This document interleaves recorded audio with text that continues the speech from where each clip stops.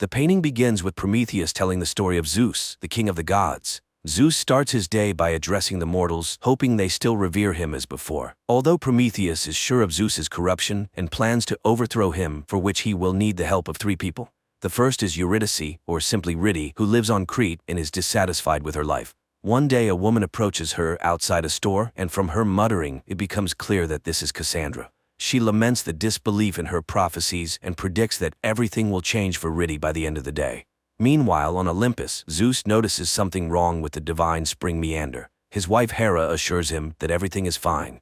Zeus then recalls his son, Dionysus. At this moment, Dionysus is partying in a club on Earth, but later roams the city, where a food vendor suggests he gift his father a watch as a symbol of time. Dionysus decides to visit his father, despite Hera's displeasure, as his mother, whom Hera angrily turned into a bee, was mortal, and Dionysus only became a god due to his father's whim. Zeus is watching a ceremony unveiling his statue on Crete, where one of the women sacrifices herself in the name of the gods. When Dionysus gives him the watch, Zeus doesn't show much enthusiasm, as he already has a watch from Heracles, considered a lucky charm. Nevertheless, Zeus tries on the gift but ignores his son's pleas for a more responsible role in governing the world. Irritated by Hera's rude comments, Dionysus steals Heracles' watch and leaves. Zeus is engrossed in the statue unveiling, but when the veil falls, it turns out the statue is destroyed and covered in feces, with the words, "To hell with the gods," written on it. Minos, the president of Crete, screams in rage, and Zeus vows revenge, despite Hera suggesting that Poseidon deal with the matter. Meanwhile, Riddy returns home, where Orpheus, playing the guitar, informs her that he plans to start tonight's concert at the palace with a new song named after her. Riddy dislikes the idea, feeling that he is already making their relationship public against her will, but for now, she doesn't have the strength to protest. Later, Orpheus's manager takes him to Heraklion. On Olympus, Zeus is furious at what he saw and suddenly notices a wrinkle on his forehead. He immediately teleports Prometheus, who assures the king of the gods that he cannot be destroyed. But back on his rock, Prometheus laughs at Zeus's foolishness. Meanwhile, Dionysus gets new advice from the vendor, to find his own purpose instead of living for his father's approval. In Heraklion, Orpheus is preparing for the performance, confident that Eurydice will arrive soon. But Riddy visits Hera's temple to speak with Hera's mute servant, Tacita, who is also her mother. Meanwhile, Orpheus starts his show with a song, explaining that Eurydice is the love of his life, while in the temple, Riddy confesses that she no longer loves him. Her mother cut off her tongue and abandoned her for Hera's service. However, the gods don't concern her, and she doesn't believe in prophecies. The crowd enjoys Orpheus's singing when Dionysus teleports to Heraklion to listen to him. On her way from the temple, Riddy sees Cassandra again, stops in the middle of the street, and gets hit by a truck. Meanwhile, Tacita reveals Riddy's prophecy, showing that it coincides with Zeus's prophecy, though Prometheus insists there can't be two identical prophecies. Orpheus learns of his beloved's death, as Cassandra and Tacita watch her body being taken away. Sometime later, Dionysus attends the funeral and sees a grief-stricken Orpheus give the priest a coin for Eurydice to be placed in her mouth so she can pay for passage to the afterlife. Dionysus realizes that this is his purpose, to help Orpheus. Orpheus, however, gets drunk, buys a gun, and heads to the beach, intending to take his own life. But he accidentally shoots Dionysus. Orpheus panics, but Dionysus shows that he is a god and immune to wounds. Prometheus's voice reminds that Zeus wasn't always a god, meaning he can be destroyed by mortals. Meanwhile, Riddy finds herself on a ferry in a black and white underworld. 10 years ago, the Amazon queen found and killed Kaos, who had escaped from the tribe. As he died, he saw his mother, Marina, among the killers. In the present, Orpheus wakes up after a wild night with Dionysus and hears his assurances that he can bring Riddy back. At the same time, she is sailing down the river Styx in the underworld, watching an introductory video from Hades and Persephone about the frame through which one must swim to be reborn. Later, the guardians of the underworld are summoned by Zeus in order to increase the number of swimmers escorting souls through the frame. Meanwhile, Dionysus demonstrates his power to Orpheus by driving wildly. Riddy's ferry docks, and passengers are met by handlers with Cerberus dogs. One of the dogs barks at Riddy, and its handler, Kaos, pulls her out of the main line. For the past 10 years he has been in this liminal world, certain he will remain a guide. However, Medusa announces his transfer to the ranks of the swimmers, though he didn't ask for this, as he's waiting for his mother. His partner Pryu is happy about it, especially as Medusa shows her one of her snakes, harmless now that they're dead. Meanwhile, Dionysus takes Orpheus to a bar called The Cave, where one can get a chance to enter the underworld. At the same time, Zeus descends to earth and, wandering through the city, marvels at how contented and cheerful people appear. He summons Prometheus and confesses his fear that his power is weakening. He believes things must return to the old ways, where people trembled before him. To do this, he plans to destroy half the world. Prometheus advises him not to. Meanwhile, Ridi finds out she was buried without a coin, which means she cannot pass through the frame and renew herself. She will now remain in the underworld, working for 200 years before she finally has a chance to cross Lethe. At the same time, Orpheus learns that the jury, consisting of the Moirai, the Fates, will evaluate the performances of those seeking to bring a loved one back to Earth. In the first round, people must mark all the distinctive features, scars, and birthmarks of their loved ones on a mannequin. Meanwhile, Medusa takes the new divers to the river Lethe, where the glowing frame awaits. They must help people swim to it and reach rebirth. Back in the cave, Orpheus faces off against a couple grieving their child. The inconsolable parents perform a poignant pantomime about their love for their son. Orpheus feels he cannot do better. He is asked to sing about his beloved, but without a voice. He sits down at the instrument. At the same time, Ridi reaches the river, but cannot even immerse herself in Lethe without her coin. Orpheus finishes playing and receives applause, but fate punishes him by stabbing his hand with a knife, revealing that he took his wife's coin, depriving Ridi of the chance to renew herself. Orpheus admits he did it out of love, but the audience, including Dionysus, is repulsed by his selfishness. Thus, the grieving parents, Anatole and Clara, win the competition and gain access to the underworld. By the river, Kaos catches up with Ridi and confesses that he, too, was buried without a coin, which his mother took. Meanwhile, Dionysus begs the Fates to let Orpheus into the underworld. They agree in exchange for Zeus's watch. Zeus, meanwhile, shares with Prometheus his plan to tell the mortals stories in the style of the Trojan War to make them hate each other. Then a great conflict will begin, but Prometheus reminds Zeus of his missing watch, which was his lucky charm. Zeus decides to find the watch first. Dionysus at this time gives it to the Fates. On Earth, the Furies have long roamed, dispensing justice. They are invisible to the innocent, and only the doomed can see them. Today they force an unpunished criminal to take his own life in the restroom of a roadside cafe, then move on to their next target. That target is a woman named Ari, who accidentally strangled her twin brother in her sleep. Their mother never accepted his death, and now Master Daedalus creates a sculpture of Glaucus each year, representing how he would have looked on his birthday. Ari's father, President Minos, promises to give his daughter anything she wants, even though she refuses a gift every year. Her bodyguard Theseus overhears. During the day, the president and his family gather for the Olympiad celebrations on Crete. There they witness the desecrated statue of the gods, in which Theseus played a part. Minos is enraged, his wife hysterical, and Ari helps her mother back to her room. Meanwhile, on Olympus, Zeus, suspecting that one of the servants is responsible for the missing watch, begins killing them one by one. Hera shares this with Poseidon, explaining that Zeus is planning 2 phases of humanity's destruction and asks the god of the oceans to find the ill-fated watch. Prometheus, on the other hand, remembers that he once killed Charon in bed, but not before extracting a promise from him to help whoever would come to him in the future with a mark. Meanwhile, the Fates, having received Zeus's watch, allow Orpheus to pass into the underworld through a garbage container. Orpheus joins Anatole, who is searching for his son. The 2 men enter a black and white world. Anatole reluctantly speaks with Orpheus, as the latter committed an unforgivable act by taking his wife's coin. But Orpheus justifies his action with love. The man agrees to travel together. At the same time, Kaos visits his dog, Photis, releases him from his cage, and the dog runs off. Meanwhile, Hades and Persephone discover that one soul is missing. They discuss how it managed to escape from the underworld. Persephone fears this may be the beginning of something terrible. Hades asks her not to inform Zeus about it just yet. Meanwhile, during his search for Photis, Kaos runs into Nax, who begs for help and informs him that he has already swum through the frame, but then someone calls out to Kaos and Nax disappears. Later, during dinner, Ridi joins Kaos and Priu, announcing that she has been appointed as a swimmer. The girl doesn't understand why they continue to eat, sleep, and wash when they were already dead. They explain that it helps them feel normal. Later, Priu invites everyone to a party for the new swimmers. On Earth, Poseidon summons Dionysus to an aquarium and accuses him of stealing Zeus's watch. Dionysus admits that he brought a mortal into the underworld, and that mortal will be the first to bring someone back from the realm of the dead. Poseidon warns him that if this happens, Zeus will destroy them all. He orders Dionysus to return the watch. Meanwhile, in the underworld, Orpheus and Anatole prepare to cross the river Styx when Charon approaches and reluctantly agrees to ferry them across.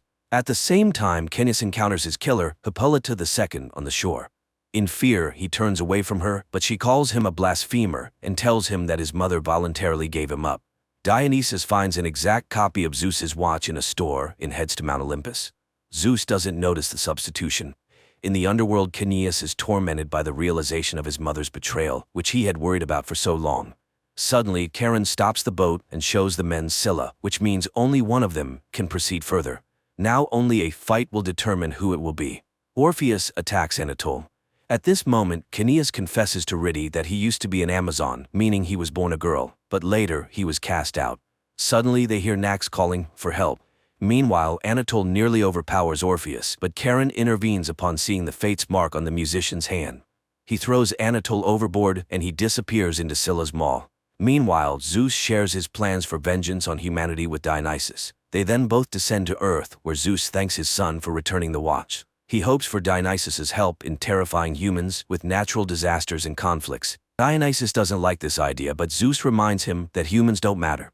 At this time, Hades receives a message that they are soon expecting an influx of new souls. Immediately after, he is informed that the missing soul has been found. Charon and Orpheus arrive on the shore, where a message of gratitude from Prometheus is written. Ridi and Kaos observe as Nax is cornered in some dungeon. They carefully follow and discover the empty shells of all the souls that have passed through the frame, even those they sent through it earlier that morning. Now comes the moment when Prometheus can explain everything. It turns out that Zeus punished him for standing against him. Before his imprisonment, Prometheus was visited by the Lady of the Fates. She demanded that the hero kill the one person who trusted him without question, Charon. Moreover, he needed to gain Zeus's trust by submitting to his punishment and accepting his fate. Prometheus carried out everything, and it worked. Meanwhile, the Furies have isolated Ari in a hotel where she explains that she didn't want to kill her brother. However, the Furies didn't come to punish her, but to show her the truth. Poseidon came to her father and reminded him of the prophecy that he would die at the hands of his firstborn. Ari refuses to accept this truth, even when she sees Minos handing the baby to Daedalus, ordering him to kill the child. The girl doesn't believe it, even when the Furies remind her of the Trojan massacre. She returns to the palace but remains silent about everything she has learned. Minos is happy that she is safe, but Ari now questions everything her father tells her. That night, she goes to Daedalus, who is forced to admit that despite her father's order, he didn't kill Glaucus, and the boy is still being held in the dungeon. However, he has long since lost his human form, having turned into the Minotaur.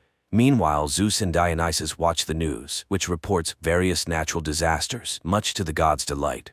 Later, Zeus heads to Hera's bathroom, where she keeps the tongues and prayers of her worshippers. He accidentally overhears her cheating on him.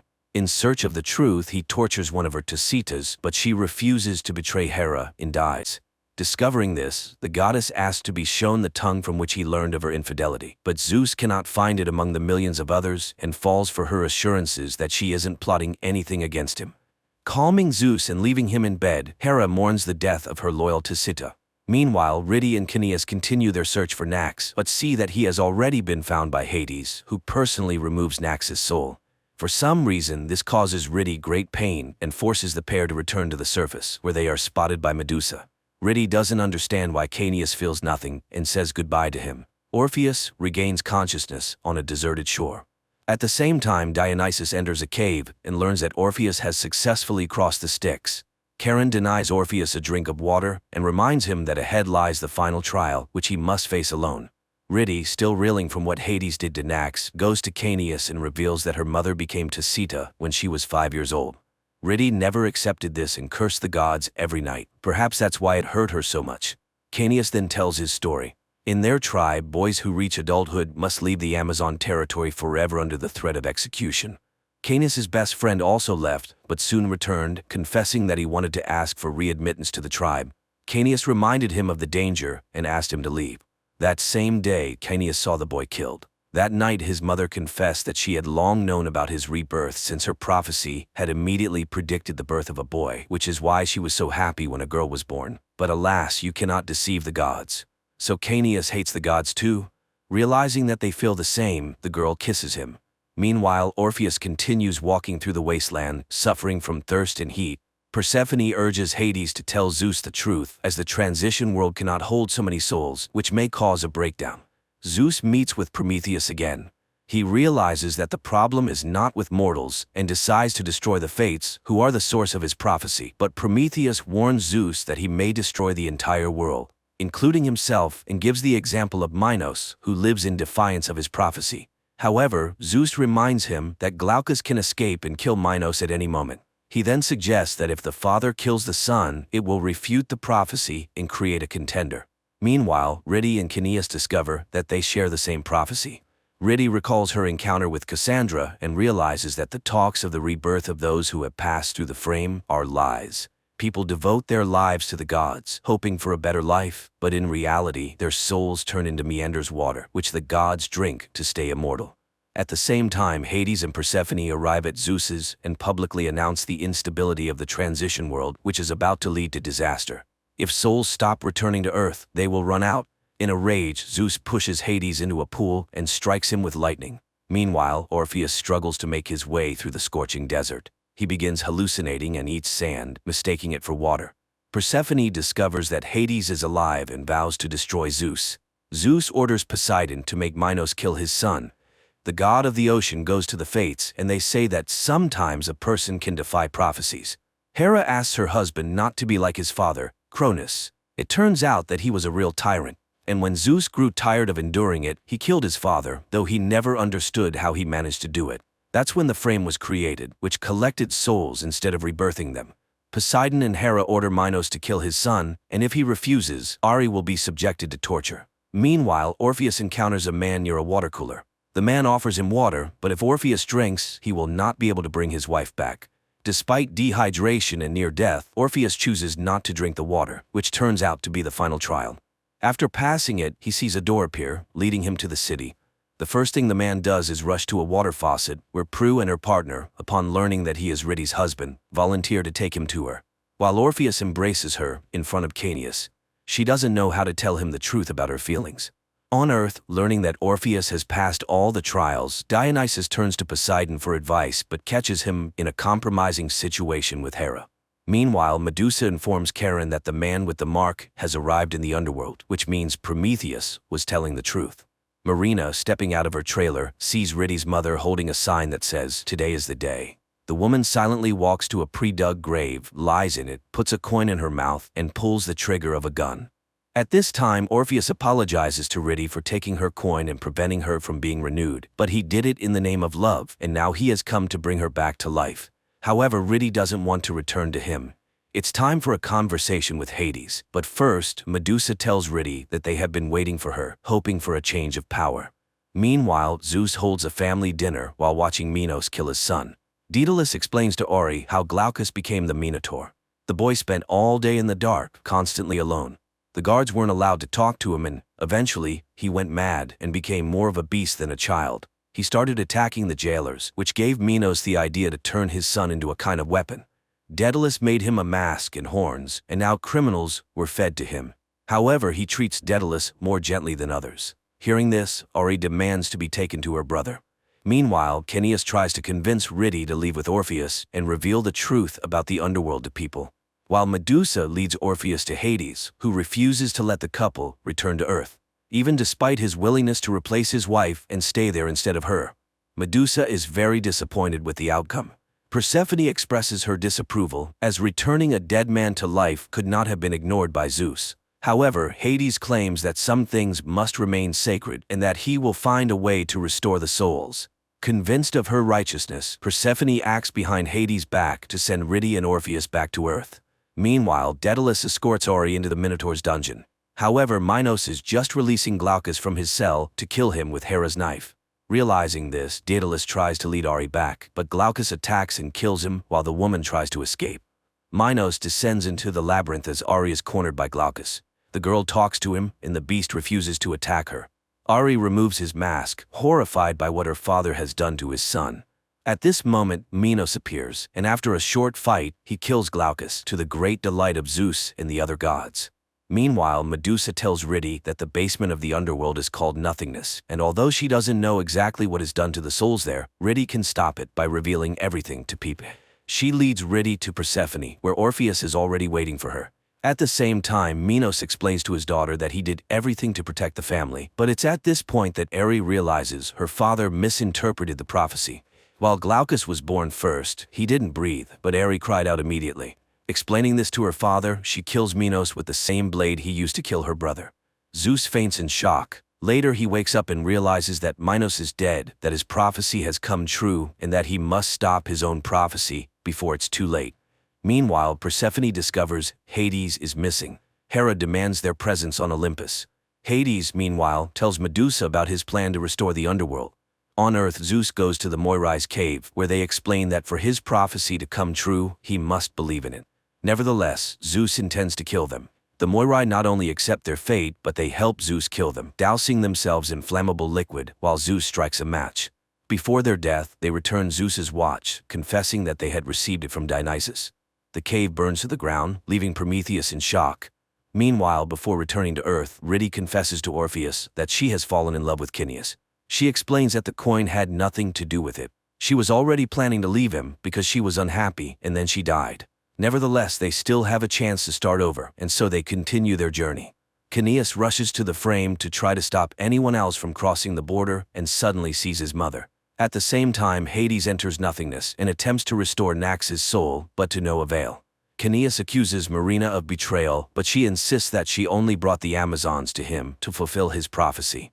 She had waited 10 years and had now come to guide him through the frame. Kaos reveals that the gods lied to them and that no one returns to Earth. However, Marina enters Lethe. Kaos dives after her and suddenly begins to sink into the water. He catches up with his mother and they both disappear into the frame. Prometheus does not understand what is happening, as the prophecy is not being fulfilled, and he still does not gain his freedom. Meanwhile, Zeus returns home and distributes bottles of water from Meander to his family. Dionysus's bottle is only half full, and Persephone receives none at all, as Meander's consumption will now depend on their obedience. He also announces that he has destroyed the fates, and therefore, all prophecies. Dionysus is forced to admit that he gave the watch to the fates so a mortal could return his wife from the dead. However, Persephone contradicts this, revealing that Orpheus has died. As punishment for disobedience, Zeus kills Dionysus's beloved kitten. He also burns Hera's bees, declaring that she will no longer keep the mother of his children in servitude. Suddenly, Poseidon confesses that he loves Hera and asks her to come away with him, but she laughs at him. Nevertheless, Zeus pours out Poseidon's water and banishes him. Zeus then declares that he will now rule not only Crete but also the underworld and everything else. He goes to Prometheus to discuss what has happened, but as soon as Prometheus explains that he has never betrayed Zeus, he suddenly disappears. Meanwhile, Ori drags Glaucus's body to the palace and tells the whole truth. Her mother, crying over her son, approves of her actions. Rhyti and Orpheus manage to return to Earth. To Orpheus's surprise, the cave has disappeared, but his car remains. He offers to drive Rhyti to the city, but she refuses. Orpheus apologizes for keeping her coin, but she thanks him for returning her life and hugs him goodbye. Near Heracleion, Rhyti encounters Cassandra, who tells her that she has now become a prophet as well. She instructs Rhyti to find Ari and free the living, while Kaos will do the same with the dead. Meanwhile, in nothingness, Kaos's soul restores itself. He wakes up next to his mother, who opens her eyes with the word Kaos on her lips. Prometheus finds himself on Olympus, where he is awaited by the invisible fates, who explain that they cannot be killed, and that, according to the prophecy, he is now granted freedom. Zeus finds Prometheus on his throne.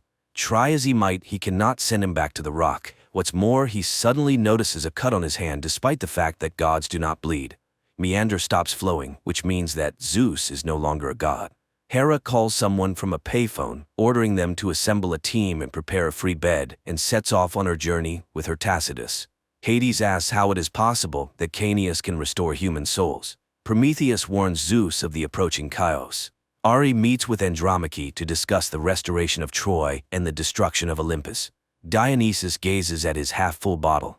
Kaos is the best show of August, especially for those who are fascinated by Greek mythology. It's an unconventional and vibrant reimagining of ancient Greek myths, where the heroes of ancient legends are transported to the modern world. The finale leaves a sense of incompleteness, allowing hope for a continuation.